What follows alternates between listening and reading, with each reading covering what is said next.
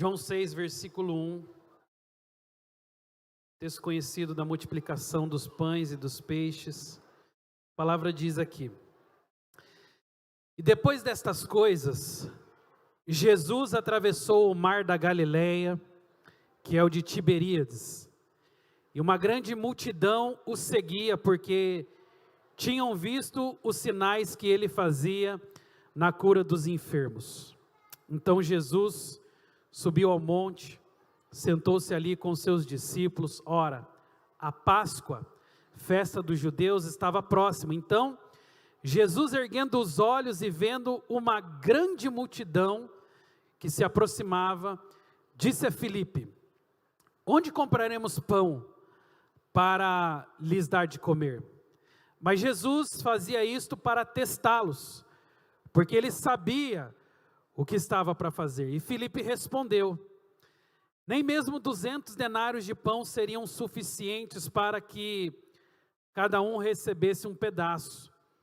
Um dos discípulos, chamado André, irmão de Simão Pedro, disse a Jesus: Aqui está um menino que tem 5 pães de cevada e 2 peixinhos. Mas o que é isso para tanta gente? Jesus disse: Faça com que todos se assentem no chão. E havia muita relva naquele lugar, e assim os homens se assentaram, e eram quase que 5.000. Então Jesus pegou os pães, tendo dado graças, distribuiu entre eles, e também igualmente os peixes, tanto quanto eles queriam. E quando já estavam satisfeitos, Jesus disse aos seus discípulos: Recolham os pedaços que sobraram para que nada se perca. E assim, pois, eles fizeram, e encheram 12 cestos de pedaço dos 5 pães de cevada que sobraram, depois que todos tinham comido. E quando as pessoas viram o sinal que Jesus havia feito, disseram: Este é verdadeiramente o profeta que devia vir ao mundo.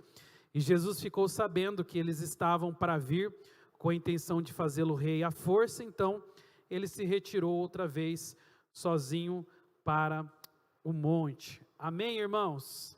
Essa palavra é muito conhecida de todos nós, a multiplicação dos pães e dos peixes. E eu gosto muito daquilo que a palavra de Deus descreve aqui em tão poucas linhas, né?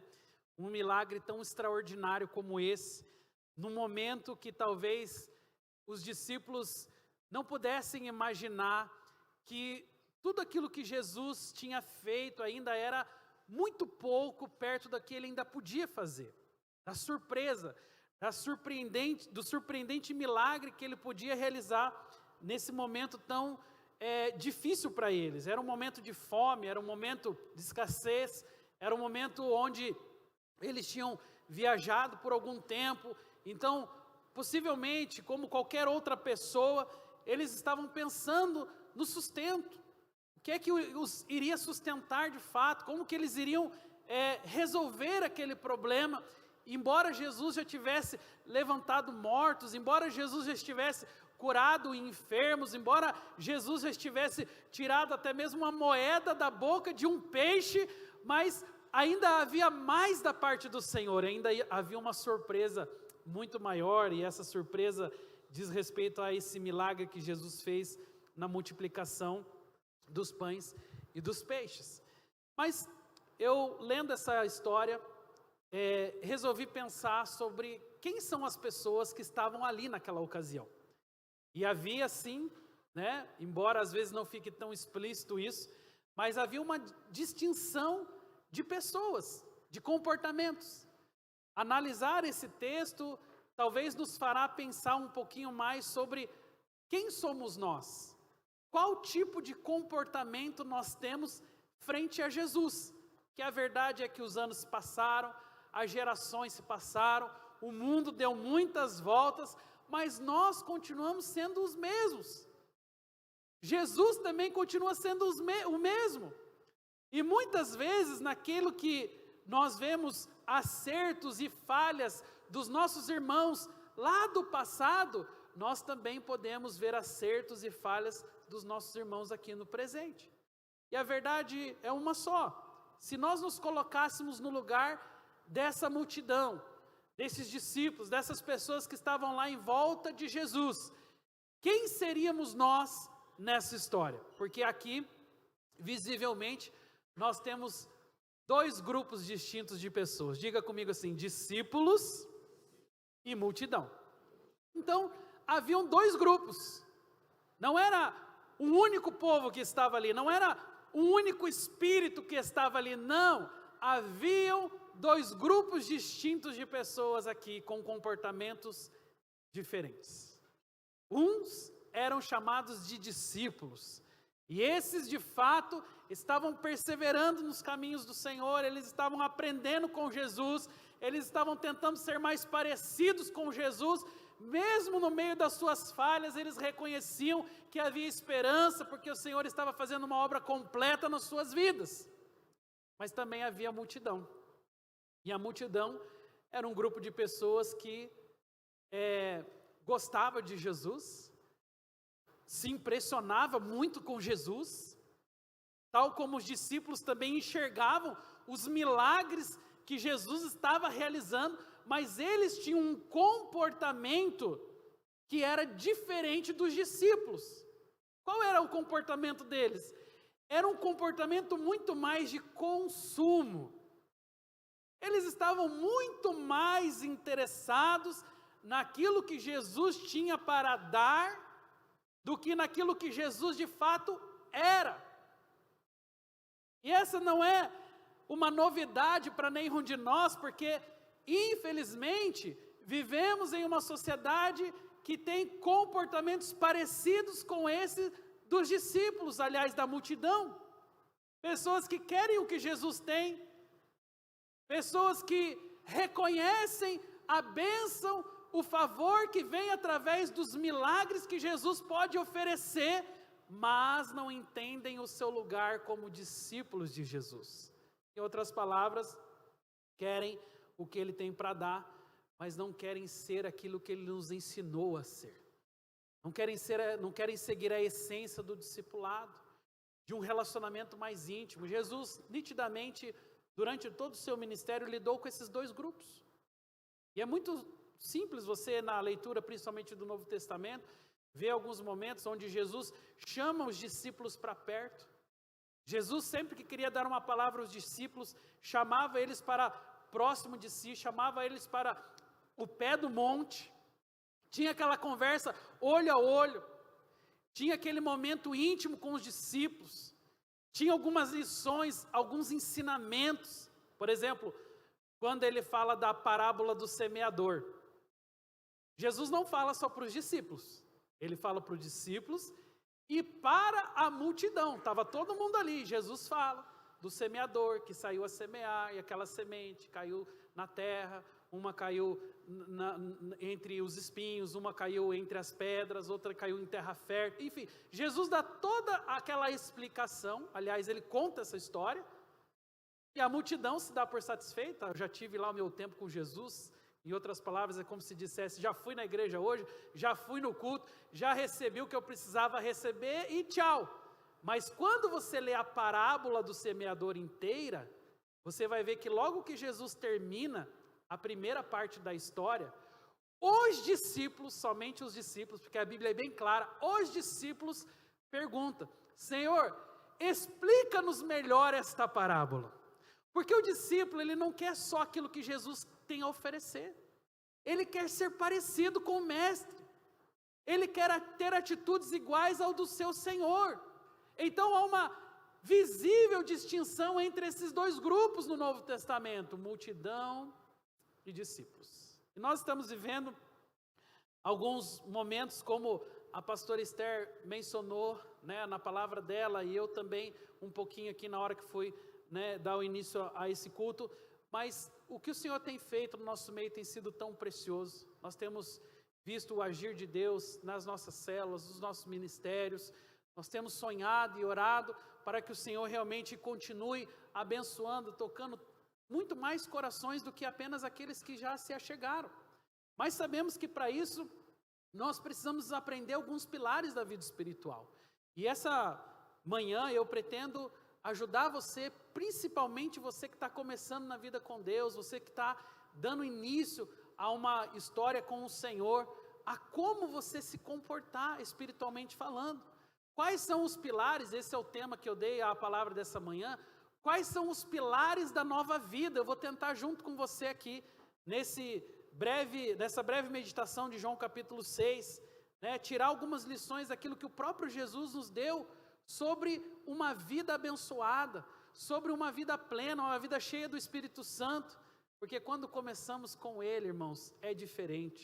Se a nossa motivação é o Senhor, se a nossa motivação é ser mais parecido com o Senhor, com certeza a nossa trajetória será muito abençoada, amém?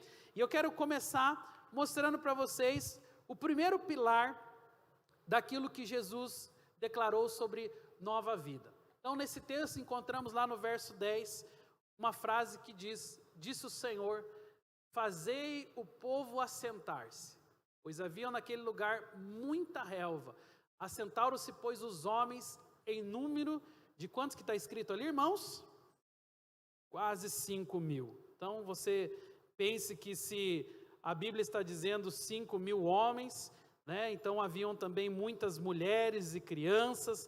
Esse número pode ser dobrado ou talvez até mesmo multiplicado. E nesse texto nós vemos uma clara menção de Jesus sobre um pilar da vida espiritual que muitas vezes é ignorado pela igreja, pelo povo de Deus, mas que é tão importante quanto todos os outros valores espirituais. Diga comigo, organização. Eu gosto desse tema, porque eu creio que a organização ela é espiritual, gente. Eu creio que a organização ela parte de um princípio onde a nossa mente ela é renovada para enxergar tudo aquilo que nós temos ao nosso dispor. E que muitas vezes, pela correria, pelo estresse, pela luta, pelos vários motivos que nos cercam, nós acabamos perdendo de vista as coisas elementares da nossa história e muitas vezes isso acontece por falta de organização. Eu participei de um não lembro se foi um seminário, um congresso, há alguns anos atrás, com o pastor Philip Murdock, lá do Rio de Janeiro, e foi muito surpreendente para mim. Eu não li o livro dele ainda, mas ele tem um livro chamado Ordem e Progresso, e eu não li o livro, como falei, mas eu participei desse congresso que ele praticamente ali falou sobre o livro, e eu achei muito interessante porque na história ele conta que tudo começou em um dia de muita turbulência lá na sua casa. Ele tinha que pregar, um pastor também, como nós, tinha culto de manhã, ele tinha 2 cultos de manhã, acabava uma reunião, começava outra, depois tinha culto à noite novamente. Final de semana na vida do pastor é sempre muito corrido, porque é aquele momento louco de preparação, mas não tem só isso, tem a família, tem os nossos desafios. Então, ele estava vivendo um momento de turbulência muito grande, por causa da correria, e nessa ocasião ele contou que ele chegou em casa, e a louça estava, daquele jeito, aquela louça subindo nas paredes. Ele tem 4 filhos, e aí as crianças chorando, um deles estava doente, e a esposa, então, cuidando lá daquele filho que estava doente, o outro precisava trocar a fralda, e ao mesmo tempo ele estava pensando, meu Deus, tem a palavra, tem a pregação, tem os aconselhamentos, e ele estava ali vivendo um momento de muita turbulência, e aí ele falou assim, no meio daquela loucura que estava a casa, a vida dele, ele foi para a oração, e Deus mostrou para ele a louça da casa.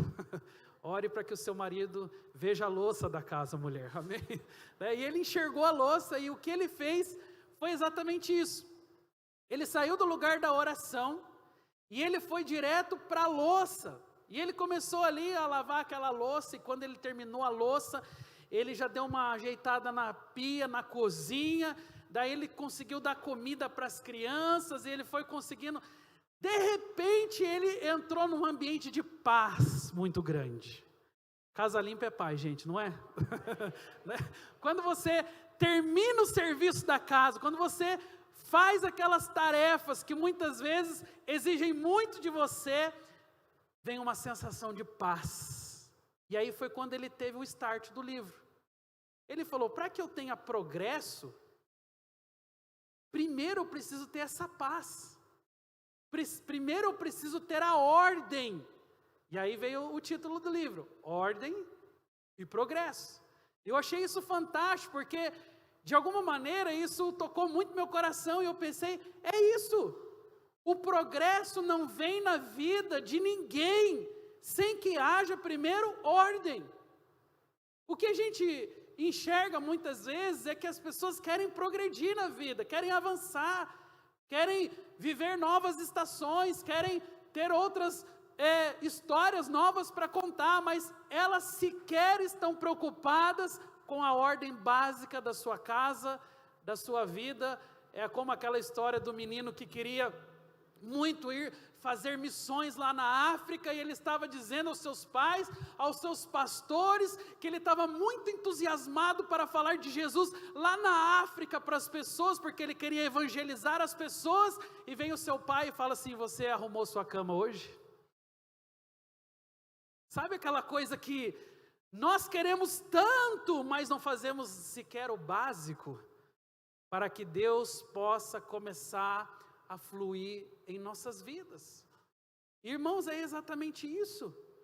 O que Jesus fez foi uma tacada de mestre. Haviam, como nós vimos ali no texto, cerca de 5.000 homens, então calcule aí, mais mulheres, mais crianças, havia pelo menos 15.000 pessoas, todos eles famintos. E eles precisavam de uma direção. Jesus sabia que antes de proporcionar para eles um ambiente rico de motivação espiritual, de encher-se do Espírito, da palavra do Senhor, Jesus precisava primeiro dar aquela organizada na casa e prover o básico, gente, que é comida. Posso dizer para vocês que essa prática na minha casa já evitou divórcio, guerra e tudo mais. Porque às vezes a gente chega em casa, gente, eu vejo pela minha casa mesmo. E como lá eu sou o responsável pela parte da alimentação, a primeira coisa que eu faço eu já corro comprar as coisas, eu já começo a fazer a comida, porque, gente, comece a discutir com fome. Você já discutiu com fome? É guerra. Então, primeiro aprendizado, nunca discuta com fome. Coma primeiro, né? Se alimente primeiro, você pode evitar um divórcio, uma guerra na sua casa, porque a barriga cheia, saciada, é sinal de organização. Quantos podem dizer amém aí? Né? Eu não estou querendo já estimular você ao almoço, falta bastante ainda para o almoço. Mas a barriga cheia é ótimo, é um sinal do quê? De organização. Jesus não podia chegar já fazendo o discurso, o sermão e falando da palavra, mas não, antes de ceder a palavra àqueles corações, Jesus cede a comida para eles. E esse é um lindo sinal, meus irmãos, de organização. E o povo de Deus precisa se organizar. O povo de Deus precisa ser uma referência de organização para a sociedade. Sabe, tem coisas tão básicas que no dia a dia a conta não fecha. Como assim? Ando com Jesus, desfruto de suas promessas, tenho tanto prazer na graça, na presença dEle, mas a minha vida está uma bagunça, alguma coisa está errado. Porque andar com Jesus, viver a palavra na sua essência, me leva também a uma vida organizada, a enxergar os desafios de uma forma diferente, a entender que não dá muitas vezes para seguir com a vida bagunçada, sem resolver os problemas que nós temos que resolver. Para muitas pessoas, a cultura do jogar a sujeira debaixo do tapete é uma prática comum, mas para o povo de Deus não deve ser, irmãos, amém? Nós temos que ser o povo que resolve as demandas do nosso dia a dia. Nós temos que ser o povo que enxerga a bênção e o resultado positivo que é uma vida organizada, uma vida com ordem. E é por isso que as nossas demandas diárias são tão importantes. E são tão espirituais quanto a oração, são tão espirituais quanto o jejum, são tão espirituais quanto a comunhão, porque às vezes nós meio que classificamos assim o que é espiritual e o que não é espiritual. Com base em que será? Porque achamos, mas trabalho não é espiritual. Claro que é espiritual. Dinheiro não é espiritual. Claro que é espiritual. O meu curso, a minha faculdade não é espiritual. Claro que é espiritual. Tudo aquilo que tem a ver com o nosso dia a dia é espiritual, sim. E a gente acha que domingo é o dia de culto, na hora da oração, então ali eu me conecto com o Senhor. Não, o homem, a mulher de Deus, ele entende que a conexão do Senhor não depende só de dobrar o joelho, muito embora nós dobramos o joelho e oramos, mas o homem e a mulher de Deus entende que tudo o que ele faz, tudo que cerca o seu dia a dia, até mesmo as nossas tarefas domésticas, as nossas tarefas profissionais, elas são espirituais. E quando elas ganham um valor especial da palavra de Deus, as coisas fluem. Porque aqui nós vemos que o milagre, muito antes do milagre da multiplicação dos pães e dos peixes, é o milagre da organização. Você vê que hoje nós vivemos numa sociedade tão bagunçada, o mundo civilizado que levou tantos e tantos séculos para ser construído, hoje tem virado mingau. As pessoas estão perdendo princípios e valores que foram construídos por séculos, para que nós pudéssemos sair daquela cultura dos bárbaros para uma cultura de um povo civilizado. Mas ainda assim, com tanta informação, com tanto conhecimento, a vida do mundo e de algumas pessoas ainda é tão bagunçada, porque não tiveram um encontro real com Jesus, não conseguiram enxergar, sabe, as bênçãos que vêm depois que você toma uma posição e começa a arrumar a sua casa.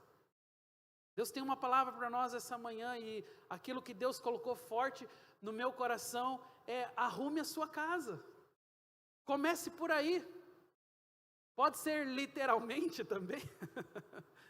Pode ser uma tinta que está faltando, pode ser um chuveiro a ser consertado, mas transfira isso também para a sua vida espiritual, porque nós somos casa e morada do Senhor. Arrume a sua casa. Deus quer fazer uma grande obra na sua vida, mas Ele precisa encontrar o básico necessário para que você tenha as bênçãos dEle. Eu lembro que lá em Gênesis, a palavra nos fala sobre o relacionamento de Adão e Eva, e a verdade das Escrituras é que antes de Deus dar uma mulher para Adão, Deus deu para ele um jardim para cultivar e guardar. Eu tenho falado isso nos casamentos. Antes de Deus dar uma mulher para o homem, Deus deu um trabalho, porque entende a importância de você se organizar primeiro, para que a bênção de Deus seja completa em sua vida. Quantos estão entendendo essa palavra? Então, olhe para quem está ao seu lado e fala: o que você precisa organizar aí na sua vida? Gênesis 18 fala da história de Jetro, o sogro de Moisés. Moisés estava vivendo uma vida maluca.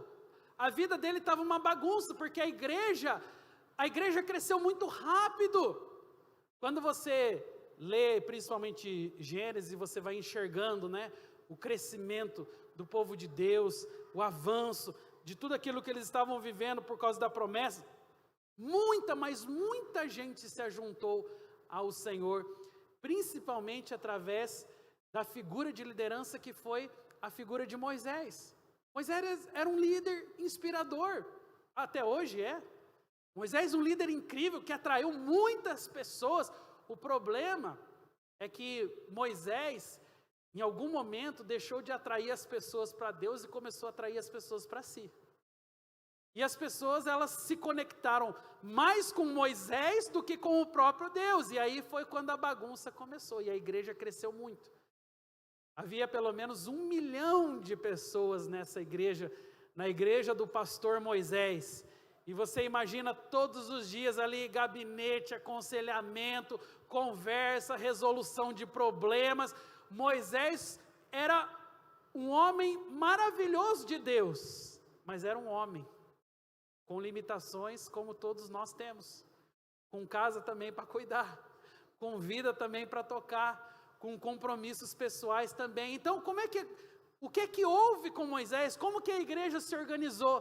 Pelo conselho do seu sogro, um homem de Deus. Tem até um livro chamado O Conselho de Jetro. Estimulo você a comprar esse livro, é muito bom. E o conselho de Jetro foi basicamente o seguinte: ele chega para Moisés e fala: ei, Moisés, cara, desse jeito que você está fazendo no ministério, você vai desfalecer.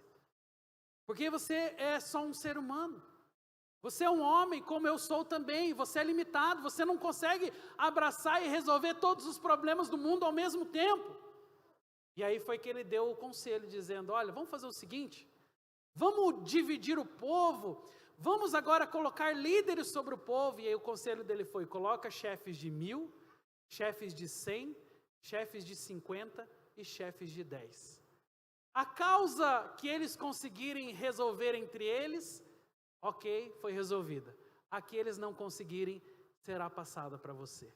Um conselho simples, não é, gente? É algo que, talvez se Moisés tivesse parado um pouquinho mais para pensar, ele não precisava nem do conselho de Jetro, ele mesmo teria feito isso.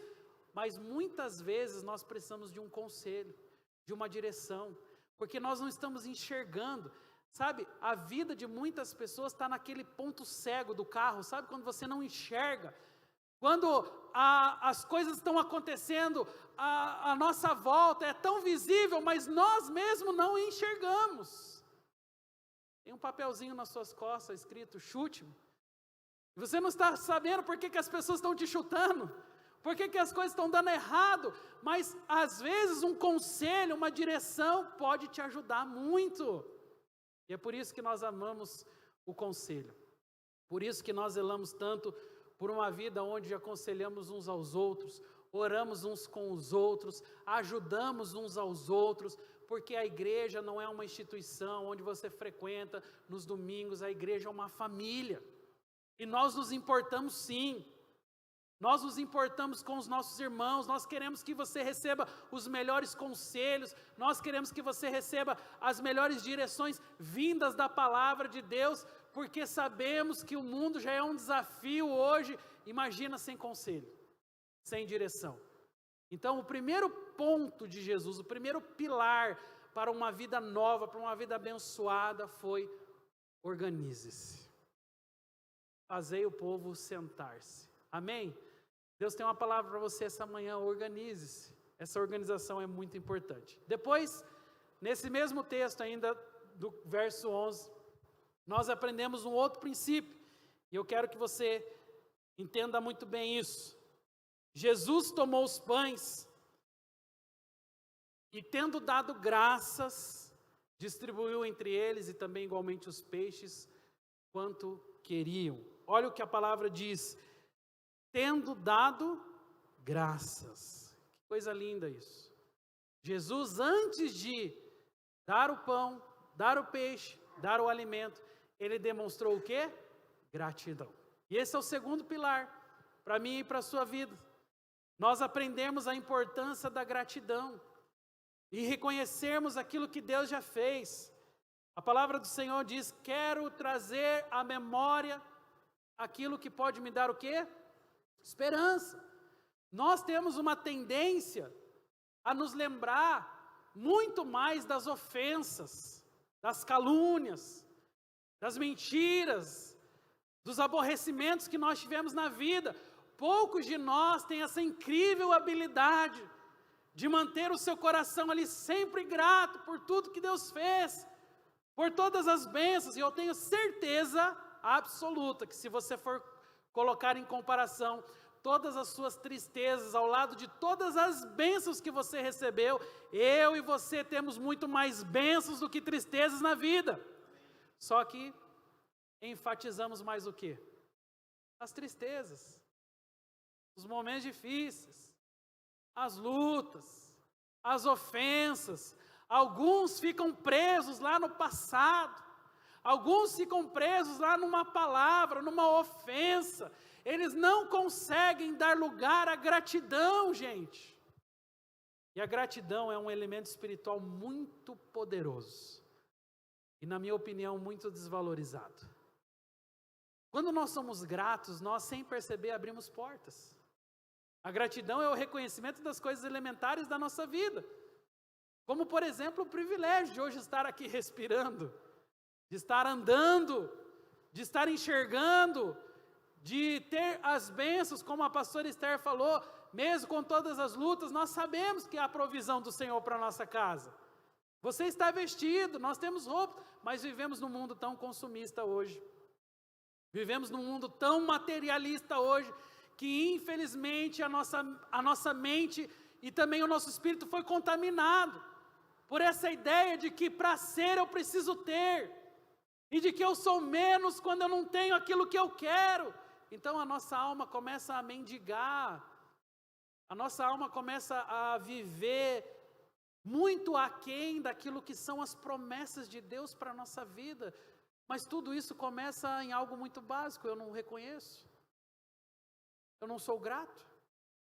Eu me lembro das lutas, dos enfrentamentos, mas eu não me lembro das bênçãos, dos livramentos, das provisões. Lucas, no capítulo 17, conta a história dos 10 leprosos. Você lembra dela muito bem? Uma das histórias mais contadas da Bíblia. Mas onde haviam 10 homens leprosos. E quando Jesus passa naquela aldeia e cura os 10, você se lembra, quantos voltaram de fato para agradecer? Uma pessoa. Uma pessoa. E sabe, por mais que talvez aqueles outros 9 tivessem motivos desesperadores para voltar correndo para casa, para voltar para suas famílias, para suas tarefas, o mínimo do mínimo que se esperava é que eles pudessem passar por Jesus e falar ao Senhor: mestre, muito obrigado. Eu estava com o meu corpo em decomposição, a minha carne podre já estava cheirando mal, eu estava aqui isolado há dias e dias, distante da minha família, distante das minhas tarefas, longe de tudo aquilo que eu sonhei. Eu estava aqui em sofrimento, em dores. Esse era o mínimo do reconhecimento. Mas o que acontece é que, naquela ocasião, eles saem correndo para suas vidas. E eles deixam a gratidão de lado, como se aquilo, sabe, não importasse. Como se, Jesus fosse só o realizador de desejos. Como se Jesus fosse só o fazedor de milagres. E por mais que Ele tenha prazer em derramar os seus milagres sobre o seu povo, por mais que o Senhor tenha prazer em nos abençoar, o grande milagre não é a resolução dos nossos problemas, mas é a salvação que nós temos em Cristo Jesus. Amém? Então as pessoas tendem a ter exatamente esse tipo de comportamento. Não é de hoje. A ingratidão não é um sentimento de hoje, é algo muito antigo, que nesse texto talvez nos torna evidente que, infelizmente, talvez nessa proporção mesmo, de cada 10 pessoas que é abençoada, de cada 10 pessoas que é tocada, de cada 10 pessoas que tem a sua vida transformada, uma volta para agradecer, para realmente falar: Jesus, obrigado pela obra que o Senhor operou na minha vida. Irmãos, nós não temos ideia, mas isso abre muitas portas. Quando o nosso relacionamento com o Senhor tem um alicerce chamado gratidão, a nossa vida prospera e cresce cada vez mais. Mas o inimigo da sua alma está querendo falar para você que não está bom, nunca está bom. Já viu isso? O comportamento da alma da nossa geração é assim, nunca está bom. Nós queremos algo e parece que tudo se resume à conquista daquele objeto, daquele sonho, e aí quando você conquista, você vê que o buraco é muito mais fundo. que não tem carro, não tem casa, não tem namorado, namorada, esposa, roupa, não tem nada que seja capaz de preencher esse buraco enorme que nós temos, que é exatamente do tamanho de Deus. E que quando somente Ele entra, a vida é transformada, é mudada. Amém? Então, esse é o segundo pilar de uma nova vida em Jesus, e nós precisamos levá-lo muito a sério. Pratique gratidão. Hoje mesmo seja grato pelas pessoas ao seu redor, seja grato pela sua família, declare gratidão às pessoas ao seu redor, e você vai ver quantas portas que se abrem com a gratidão. Tire de lado a murmuração, que é uma tendência muito mais comum do nosso dia, e comece a agradecer, Senhor, a tantas bênçãos. Ah, Senhor, se eu não tenho olhos para enxergar, abre os meus olhos, porque eu preciso reconhecer as bênçãos do Senhor, amém? Então, o terceiro pilar é generosidade. Veja que está tudo aqui na mesma história, praticamente no mesmo versículo. Então Jesus tomou os pães, diz a palavra, e tendo dado graças, fez o que, irmãos?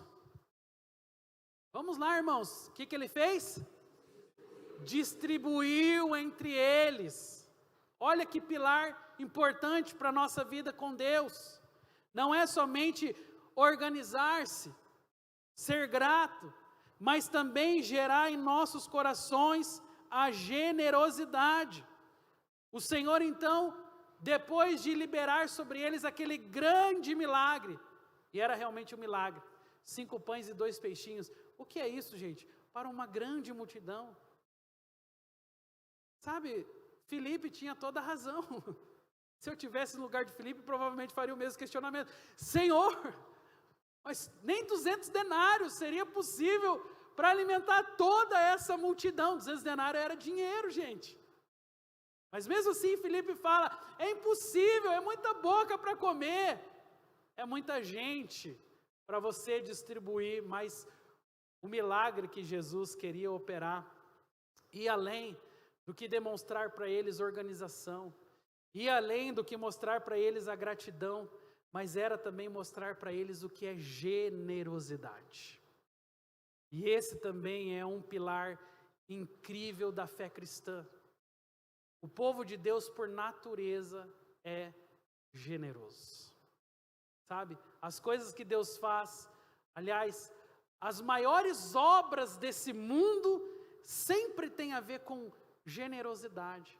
Alguém muito generoso, alguém muito abençoador, alguém que enxergou possibilidades onde ninguém enxergava, extravasou toda a sua generosidade e abençoou uma família, abençoou uma empresa, abençoou uma igreja, abençoou pessoas à sua volta. Jesus estava abençoando a todos através dos pães e dos peixes. E qual é o milagre ali, gente? 5 pães e 2 peixes. O milagre estava em quê? Todo mundo que pegava o pão, pegava o peixe, não comia primeiro, mas passava para o irmão do lado. E quando você faz isso, você não está comendo a semente. Eles não estavam comendo a semente daquilo que eles receberam.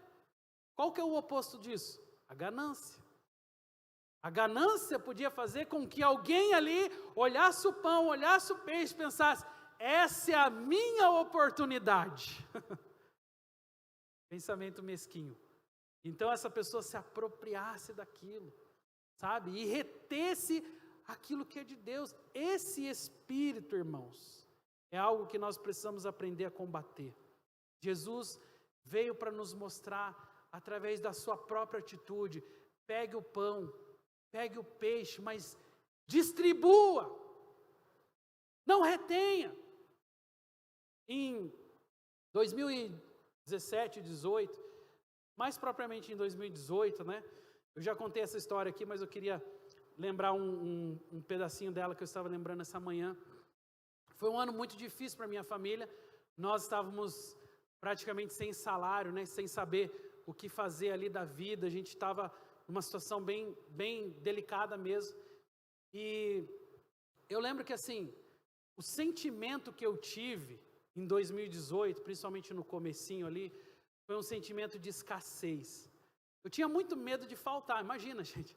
você tem 3 filhos, né? Você tem uma família e você não tem um salário. E aí você pensa, e agora? O que vai ser o mês que vem? Porque, ok, tirar da escola particular, deixar de comprar uma roupa ou outra, deixar uma... Sabe, essas coisas são nada, mas a comida era algo que me deixava muito preocupado. E eu me lembro de uma cena assim que eu falo, Senhor, ainda bem que o Senhor transformou minha vida demais de 2018 para cá. Mas foi um tipo de sentimento de escassez que nasceu na hora que eu estava vivendo um tempo de dificuldade. Eu fui no mercado, eu fui num desses atacadistas e eu comecei a comprar enlatados. Eu pensava comigo assim, olha, se qualquer coisa acontecer, pelo menos tem uma sardinha, pelo menos tem um arroz.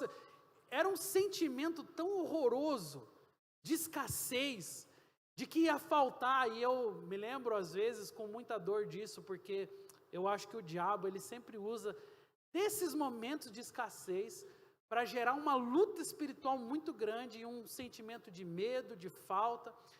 E ok, passou aquele momento, mas às vezes eu olho para trás e eu falo, de onde se originou isso? Sabe, de onde se origina esse sentimento? E eu fiquei pensando sobre isso, em comparação com tudo aquilo que foi o ministério de Jesus, dos apóstolos e de tantos homens e mulheres, em contraponto com a generosidade. A Bíblia fala que o povo de Deus emprestará e não tomará emprestado. E sabe, quando eu olhava para esse sentimento de escassez, eu sabia que não era de Deus, mas foi bom ter vivido isso, porque Deus tratou a minha vida. Deus me fez descansar nos seus propósitos.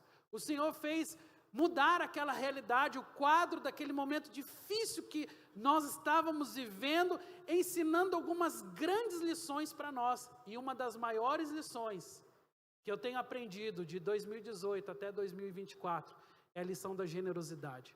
Como Deus tem me abençoado para que eu também possa abençoar. Como tem sido maravilhoso desfrutar das bênçãos de Deus e poder também compartilhar aquilo que o Senhor tem feito na minha vida. E eu lembro que um momento chave desse meu crescimento espiritual na área da generosidade foi que quando nós estávamos vivendo aquele momento eu tive que vender, nós tínhamos uma casa e na verdade não era uma casa quitada, então tinha lá um restante ainda para pagar, mas enfim nós conseguimos vender, graças a Deus por isso. E na época eu tinha pego 2 carros também na negociação dessa casa que nós tínhamos, e o restante a gente abateu lá o financiamento para poder liquidar e não ficar com nenhuma dívida, né, para não ter mais problemas. E mesmo sem salário, nós estávamos ali com 2 carros e eu pensava assim, qualquer coisa, tem um carro aqui, dá para vender, uma emergência, uma situação.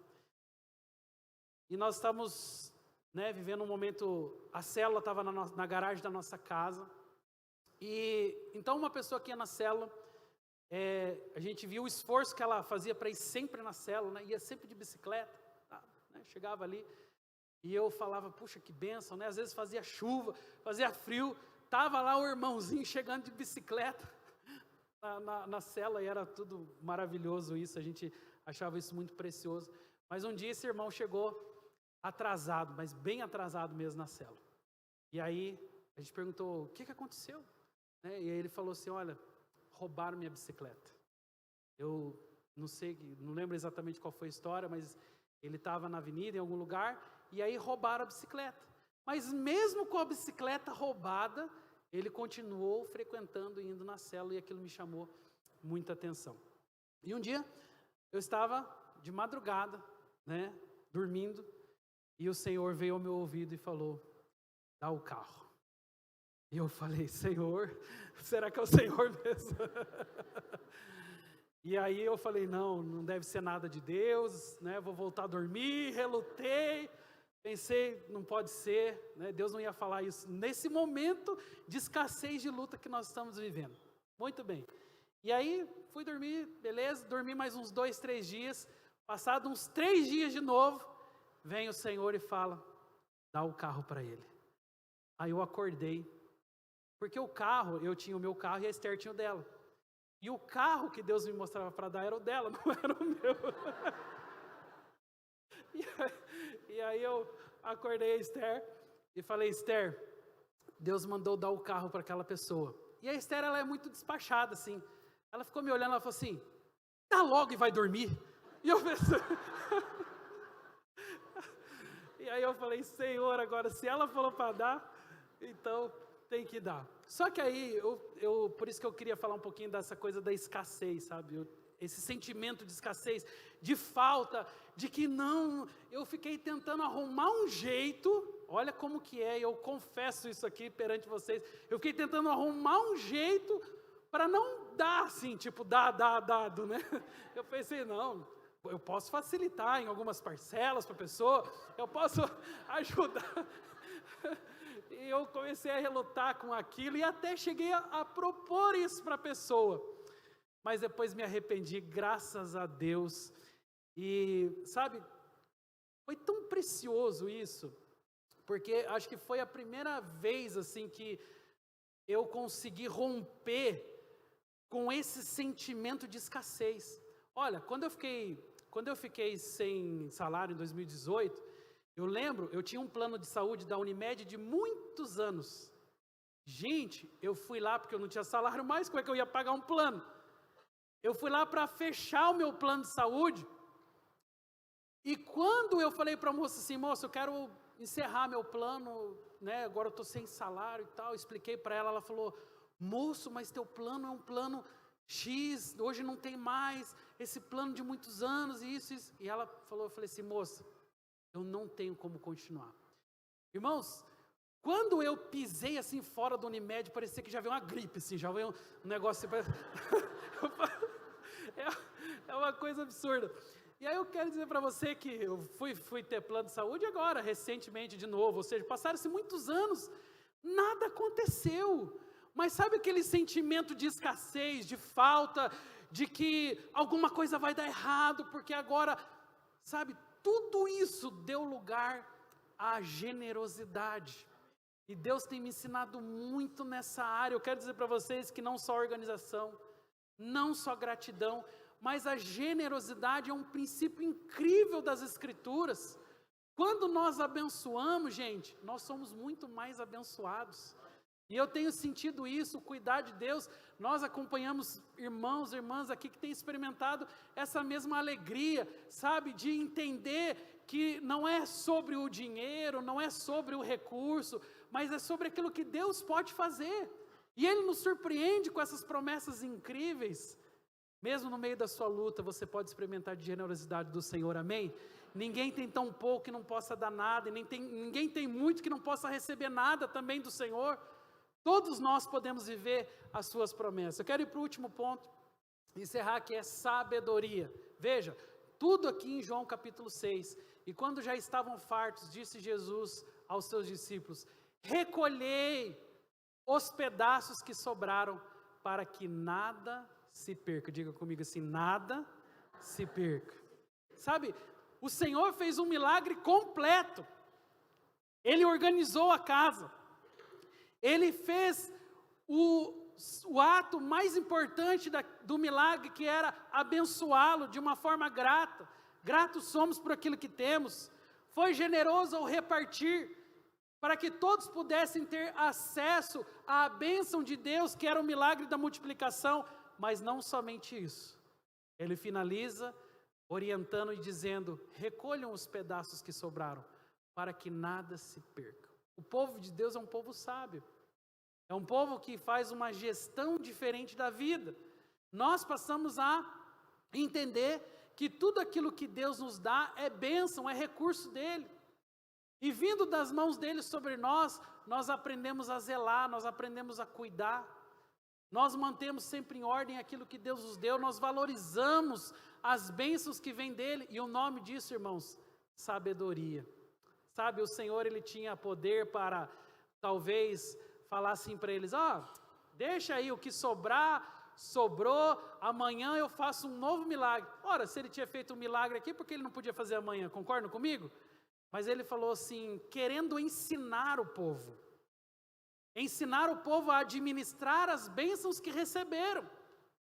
Porque a vida do homem e da mulher de Deus não diz respeito somente àquilo que ele ganha, mas também àquilo que ele conserva. Porque muitas vezes conservar é mais difícil do que ganhar. A bênção de Deus, ela é algo precioso que você recebeu. E eu digo para você, a bênção não é difícil chegar na sua vida. Difícil é você conservar. Difícil é você ter maturidade, sabedoria, para ficar ali muitos anos na presença do Senhor, conservando os princípios da palavra dEle, entendendo que as bênçãos dEle não podem ser tratadas de qualquer forma. O Senhor estava dando aqui uma lição para os discípulos e para toda aquela multidão. Ontem lá no batismo, eu falei sobre o texto de Mateus 28, né, e de por todo mundo, pregai o evangelho a toda criatura, né, batizando-os em nome do Pai, do Filho e do Espírito Santo, só que Jesus diz assim, ensinando-os a guardar. Jesus não nos chama só para ser os batizadores, mas Ele nos chama também para ensinar as pessoas a guardar o evangelho. O batismo pode ser até emocional, alguém emocionado vai lá e se batiza, mas o que revela o novo nascimento? A conservação da bênção que ele recebeu. Em outras palavras, o tempo, né, como tem um jargão que fala mais ou menos assim, o tempo prova quem é quem. O tempo vai provar se o evangelho que está aí plantado dentro do seu coração é algo sólido ou se é só um fogo de palha. Para algumas pessoas é só emocional, é só um arrepio. É só um momento gostoso, mas para outras que foram exatamente identificadas com a obra da cruz, aquilo é permanente, não tem mais volta. É algo definitivo nos seus corações, não é negociável.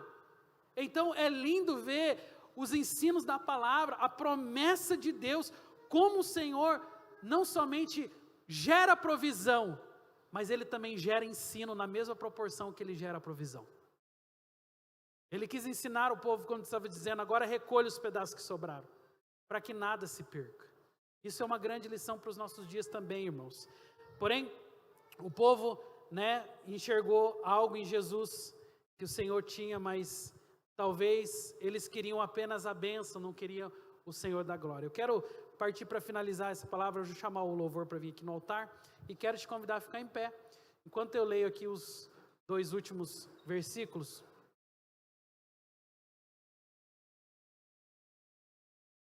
E eu queria contextualizar você sobre esses 2 grupos.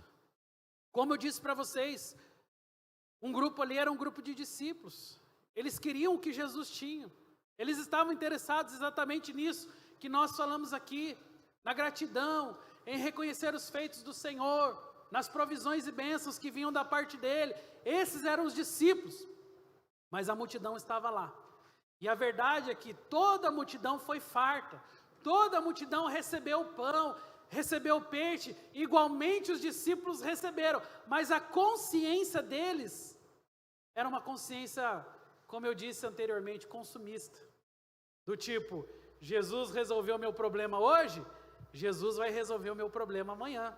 Então, eu descobri agora que Jesus multiplica pães e peixes, que maravilha, quero ser amigo de Jesus, porque amanhã eu tenho alimento garantido. Mas o que acontece? Veja capítulo 6, verso 15, é a mesma história. Vendo, pois, os homens, o sinal que Jesus fizera, disseram, este é verdadeiramente o profeta que devia vir ao mundo. E sabendo, pois, Jesus, olha só isso, irmãos, que estavam para vir com o intuito de arrebatá-lo, para o proclamarem rei, retirou-se novamente sozinho para o monte.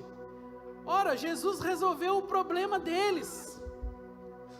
Jesus resolveu o problema da fome que eles tinham. Então, agora naturalmente, o coração deles estava o quê? Inclinado a procurar a Jesus para resolver mais um dos seus problemas. E o que eu quero dizer para você é que Jesus tem o maior prazer em nos ajudar a resolver os nossos conflitos, os nossos problemas, e Ele te ouve também. Quando você ora, quando você busca por Ele em uma direção, Ele tem o maior prazer de fazer isso.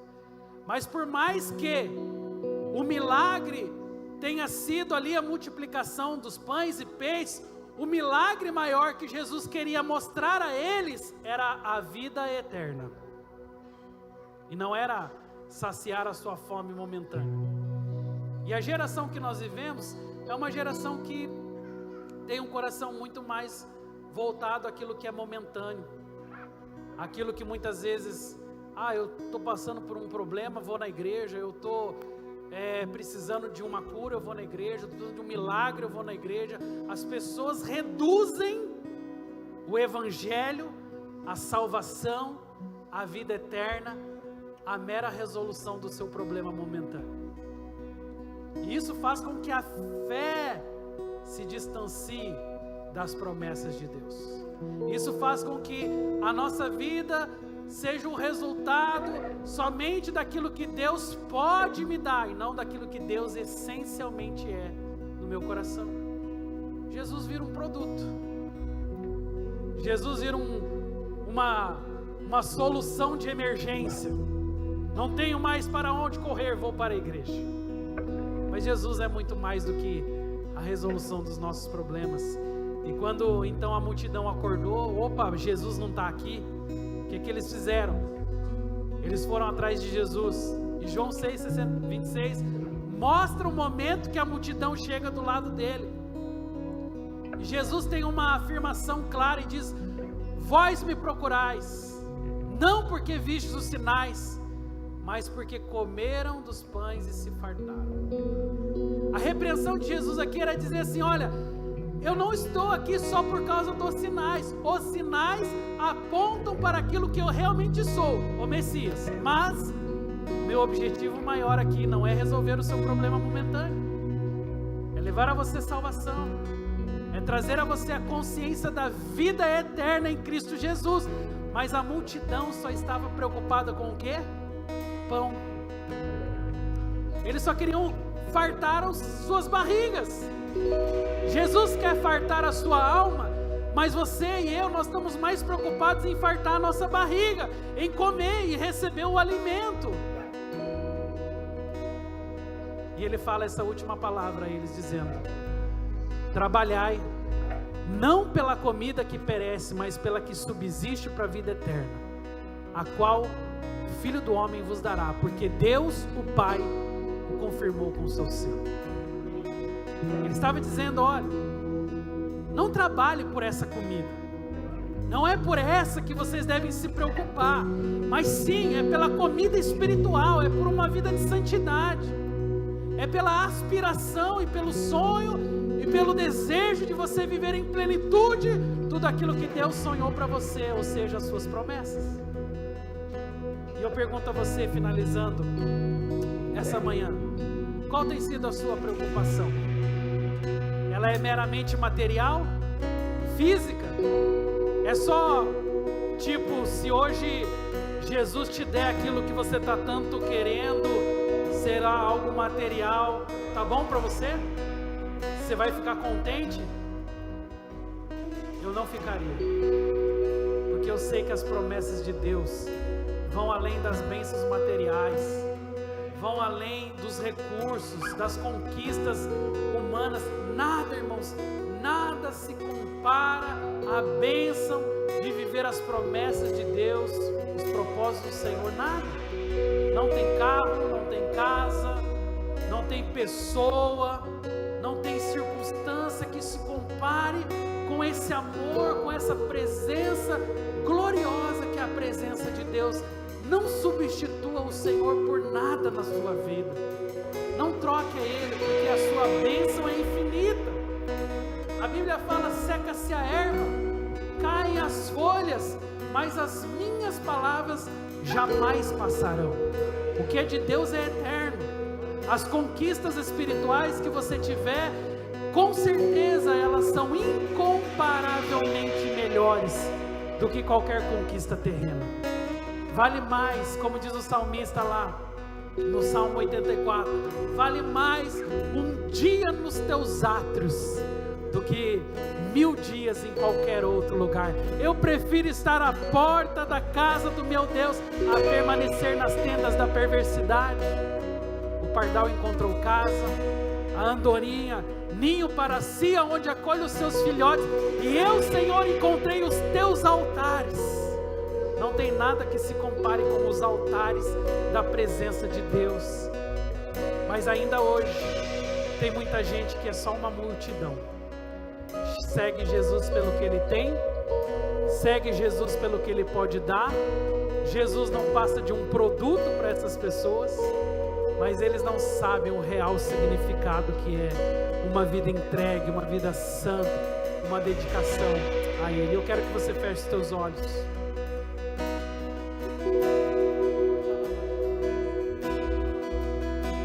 Em meu coração, não se envergonhe, cante essa canção, pois sei que há fôlego nesses pulmões.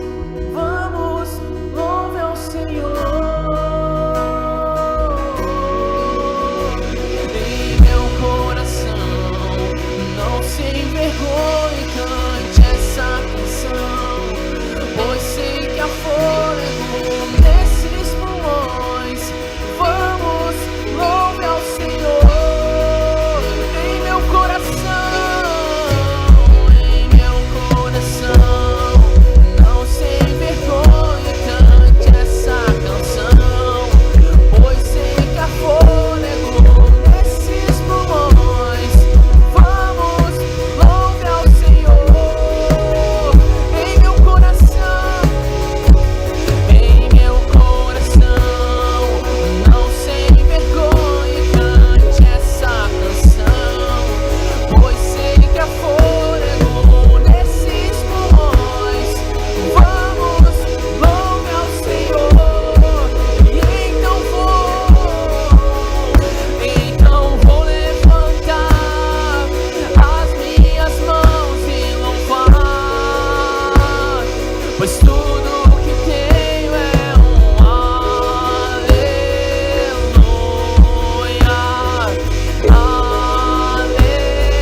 aleluia. Sei que é simples pra um rei, mas não tenho nada além de um coração cantando aleluia, aleluia. Então vou levantar as minhas mãos e louvar, pois tudo que tenho é um aleluia, aleluia. Sei que é simples pra um rei, mas não tenho nada além de um coração cantando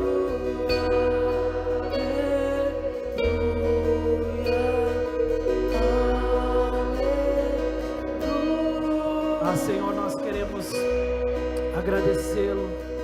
Nós queremos nessa manhã gerar em nosso coração, em nossa mente, as lembranças, Senhor, de tantas bênçãos, tantas provisões, tantos momentos onde o Senhor nos surpreendeu, nos ensinando, Senhor, grandes lições, das quais talvez nós nem imaginávamos que poderia mudar a nossa vida por completo. E hoje só nos resta agradecer, Pai.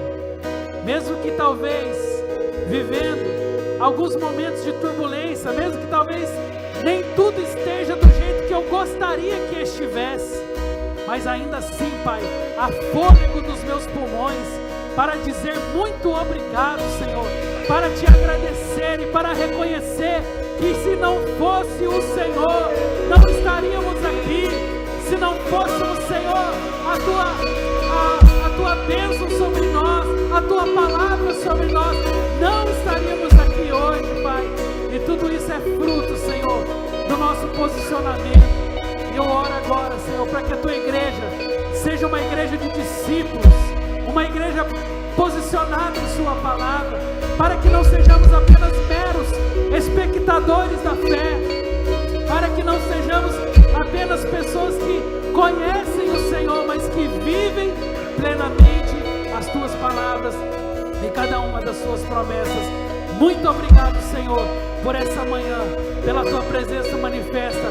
Dê ao teu povo, Senhor, um domingo abençoado, uma semana abençoada, cheia da tua presença, cheia da tua provisão.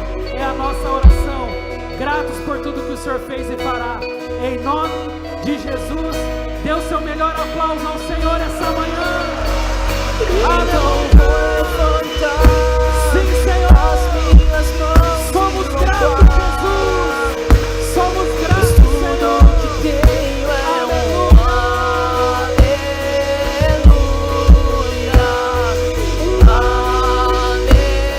Aleluia, querido. Vai na bênção, vai na paz, tenha um domingo abençoado. Dá um abraço gostoso e forte em quem está